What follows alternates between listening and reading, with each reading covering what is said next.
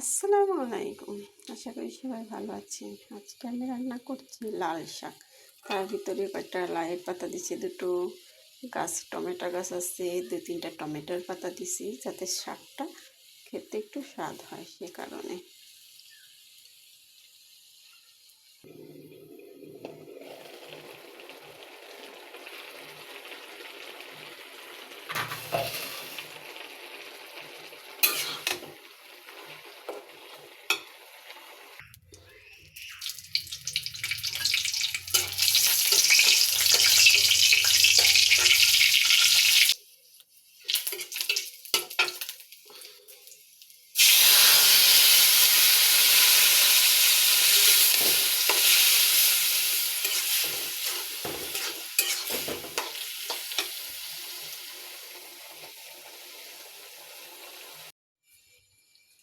আসসালামু আলাইকুম।